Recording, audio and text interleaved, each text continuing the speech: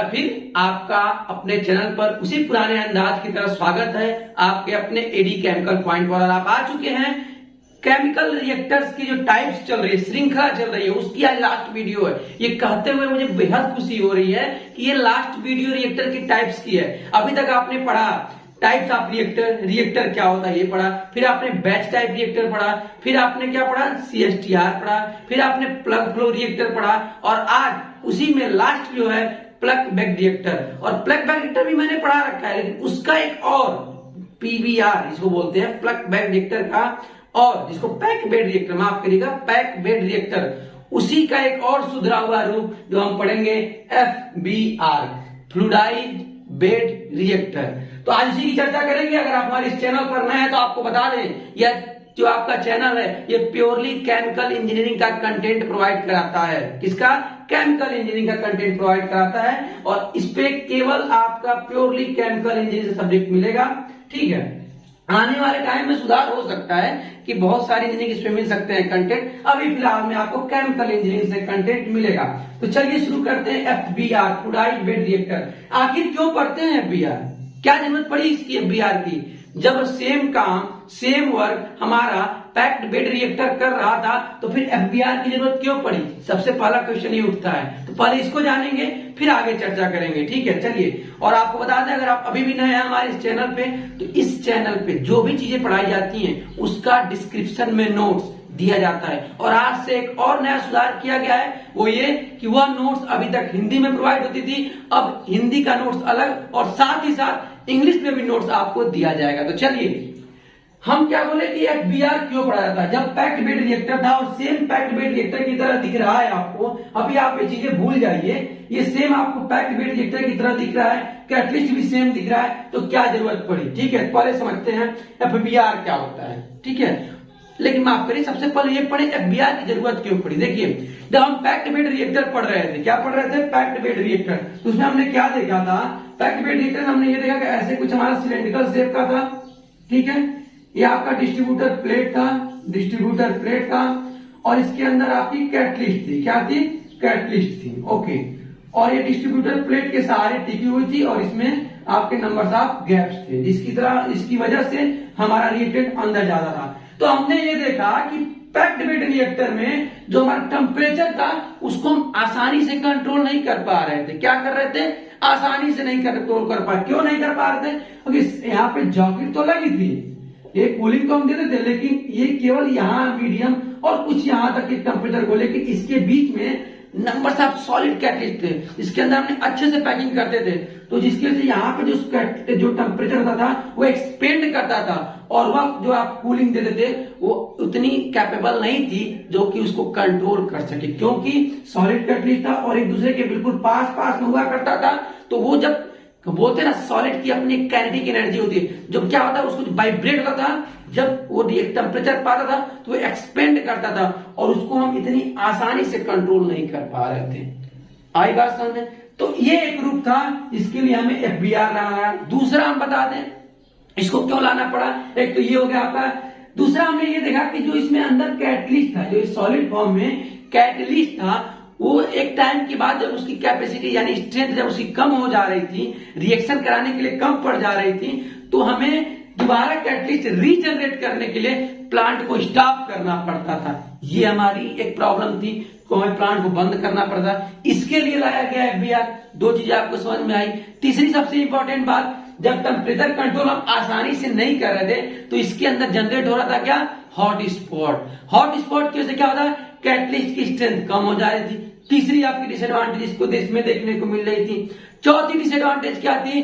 जब ये बताइए, जब कैटलिस्ट की आपकी कैपेसिटी कम हो जाएगी, स्ट्रेंथ कम हो जाएगी, तो हमारा प्रोडक्शन बढ़ेगा क्या? प्रोडक्शन रेट भी कम हो जा रहा था। तो ये कुछ चीजें थी जिसके लिए, और इंजीनियरिंग क्या है, आपके day by day her equipment का सुधरा हुआ रूप लेके आता है। तो हम कह सकते हैं कि पैक्ड बेड रिएक्टर का एक सुधरा हुआ रूप है फ्लूइडाइज्ड बेड रिएक्टर। अब हम देखेंगे इसके वर्किंग, कंस्ट्रक्शन प्रिंसिपल, बहुत सी चीजें देखेंगे। देखिए, आइए बात करते हैं।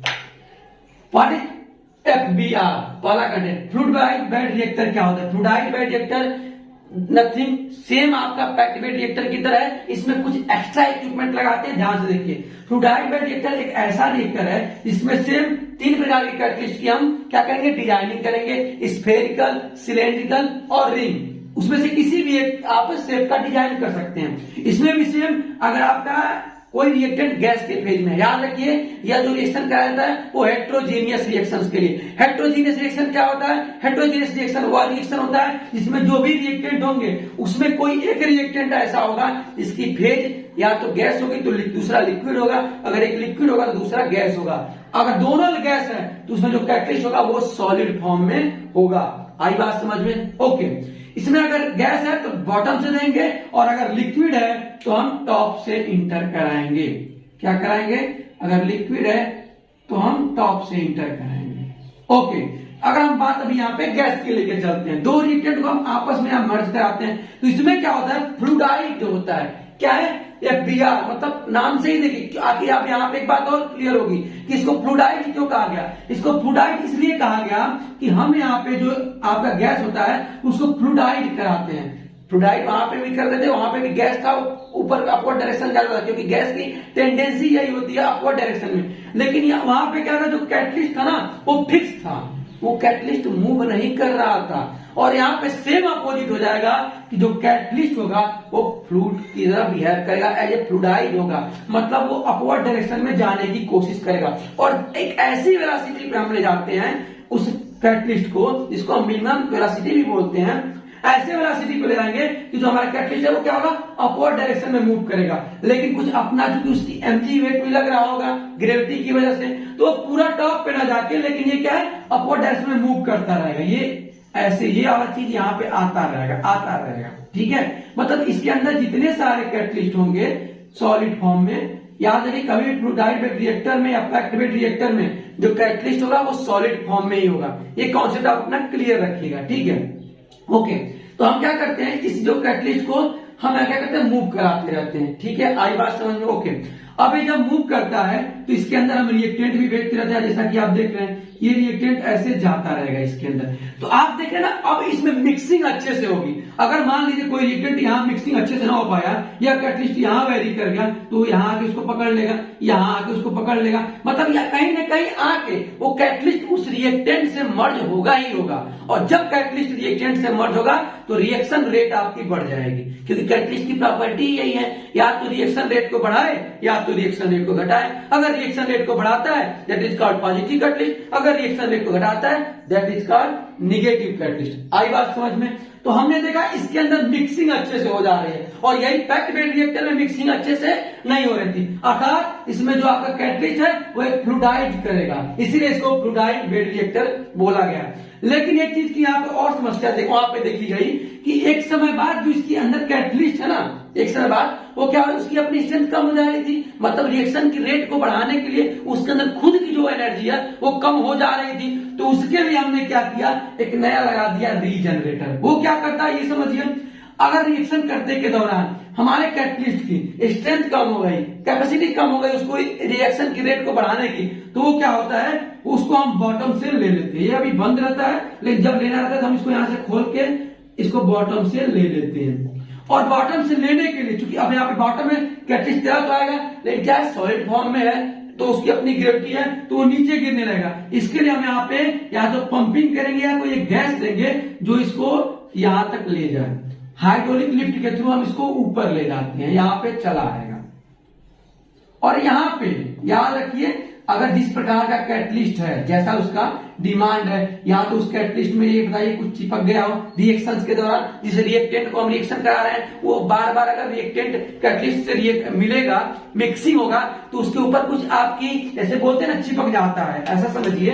ये आपकी कैटलिस्ट है और ये रिएक्टेंट इससे लड़ेगा, इससे मर्ज होगा, तो इसके लेयर पे कुछ एक लेयर बन जाएगी, कुछ लेयर बनेगी। उस लेयर के चिपक जाने की वजह से अगला रिएक्टेंट जो आएगा वो पूरा सरफेस नहीं पाएगा उसमें रिएक्शंस कराने के लिए। उसमें हम कार्बन वार्बन की ट्रीटमेंट कराते हैं। डिपेंड करता है किस प्रकार का कैटलिस्ट है, याद रखिए डिपेंड करता है किस प्रकार का कैटलिस्ट है।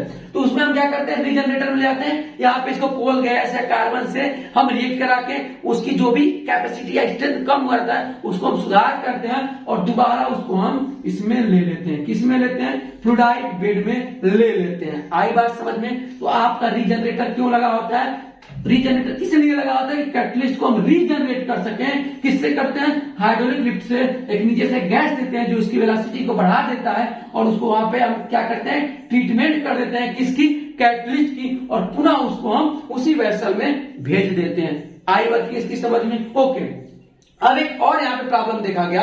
प्रॉब्लम ये देखा गया कि जब हम रिएक्शंस करा रहे थे और इसकी वेलोसिटी बढ़ा दिए तो जो हमारा कैटलिस्ट था अब वो भी मूव करके, देखिए 80% 85% तो नहीं मूव करेगा क्योंकि उसकी अपनी कुछ वेट होगी, वो बॉटम में ही गिर जाएगा। इतनी वेलोसिटी हम नहीं देते हैं कि पूरा टॉप पे ही चला जाए, एक मिनिमम वेलोसिटी रखते हैं। लेकिन फिर भी कुछ आपके कैटलिस्ट चले जाते हैं और जो कैटलिस्ट चले जाते हैं वो उसको हम क्या करते हैं, इसमें ले लेते हैं। ये हमारा एक फिल्टर लगा होता है, जैसा मैंने आपको यहाँ शो किया, एक फिल्टर लगा होता है और उस फिल्टर में हम यहाँ पे एक क्लोथ लगा देते हैं और उस क्लोथ की अपनी एक मिनिमम होल कर लेते हैं, नंबर ऑफ पोरस हो जाते हैं। ठीक है, इसमें क्या होता है, जो आपका कैटलिस्ट होता है ना, क्योंकि वो सॉलिड फॉर्म में है और उसकी अपनी एक साइज है तो वो आपका इसी पे रुक जाएगा। क्या होगा, इसी पे रुक जाएगा और जो नंबर ऑफ प्रोडक्ट है आपके वो आपके बॉटम से यहाँ आके गिर जाएंगे।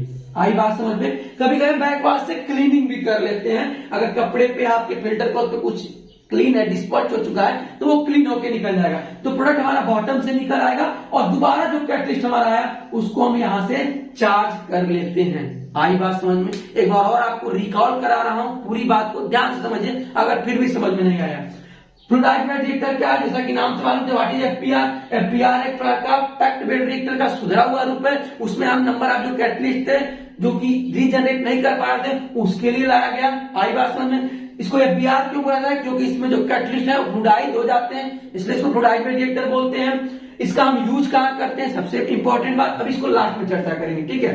लेकिन नहीं, वेयर आर यूज की चर्चा हम बाद में करेंगे। वाई यूज, इसका यूज क्यों करते हैं, इसकी चर्चा कर लेते हैं। इसका यूज हम इसलिए करते हैं क्योंकि पैक्ड बेड रिएक्टर में कैटलिस्ट हम प्लांट के रनिंग कंडीशन में नहीं कर रहे थे, उसमें हमको स्टॉप करना पड़ा था और जब स्टॉप करते तो प्रोडक्शन हमारा कम मिलता था क्योंकि प्लांट ही बंद है। इसके लिए हमें वहां पे हम यूज करते हैं फ्लूइडाइड बेड रिएक्टर का। और कहा करते हैं, टेम्परेचर कंट्रोल आसानी से हो जाए वहां पे करते हैं। मतलब इट्स मीन आप बोल सकते हैं हाईली एक्टोथर्मिक रिएक्शन, जहां पे टेम्परेचर बहुत सडनली ग्रोथ कर रहा हो, भाग रहा हो, वहां पे हम उसके लिए यूज करते हैं फ्लूइडाइड बेड रिएक्टर। आई बात समझ में। टेम्परेचर कंट्रोल आसानी से होता है, हम कैटलिस्ट को रीजनरेट कर सकते हैं। आप तीसरी बात, सबसे इंपॉर्टेंट बात जो कर सकते हैं, प्रोडक्ट जब हम कैटलिस्ट जो इसमें टेम्परेचर कंट्रोल जब करेंगे तो हॉट स्पॉट जनरेट नहीं होगा। आई बात समझ में। ओके, अब इसका यूज कहां करते हैं, where are use fluidised bed reactor. तो इसका यूज आपको बेसिकली पेट्रोलियम इंडस्ट्री में, फार्मास्यूटिकल इंडस्ट्री में, केमिकल इंडस्ट्री में देखने को मिलेगा और लास्ट में आपको कभी कभी देखने को मिल जाता है वेस्ट वाटर ट्रीटमेंट प्लांट में। आई बात समझ में। अब बात कर लेते हैं एडवांटेज और डिसएडवांटेज की। पहला सबसे बेस्ट एडवांटेज, जैसा कि आप जानते हैं, इसका एडवांटेज जैसा कि मैंने अपने लेक्चर में बार बार बोल रहा हूं कि इसका गुड टेम्परेचर कंट्रोल। इसमें हम टेम्परेचर को आसानी से कंट्रोल कर सकते हैं और जब टेम्परेचर को आसानी से करेंगे तो दूसरा हमारा बेनिफिट क्या होगा, there is no hot spot generate. Okay, there is no hot spot generate. ये सारी चीजें आपको नोट्स में मिलेगी, मैं ऐसे बोल दे रहा हूं, लिख भी दे रहा था, लेकिन ये नोट्स में मिलेगी। इससे अच्छा मैं आपको बता ही दे रहा हूं, इसमें हॉट स्पॉट जनरेट नहीं मिलेगा। तीसरा इसका बेनिफिट, इसमें हम कैटलिस्ट को रीजनरेट कर सकते हैं। तीसरी चीज आप लिख सकते हैं, चौथी चीज आप लिख सकते हैं, मैक्सिमम प्रोडक्ट मिल सकता है।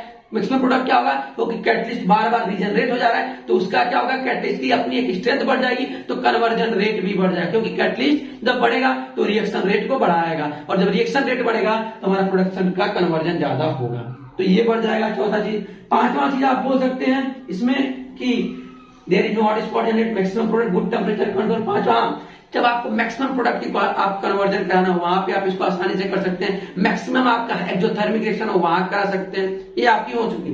डिसएडवांटेज अगर बात करें अगर इसकी, तो है इसकी डिसएडवांटेज वो ये है कि चूंकि देख रहे हैं आप, इसके लिए हमें एक अलग से रीजनरेटर लगाना पड़ा, ये एक कास्ट बढ़ा।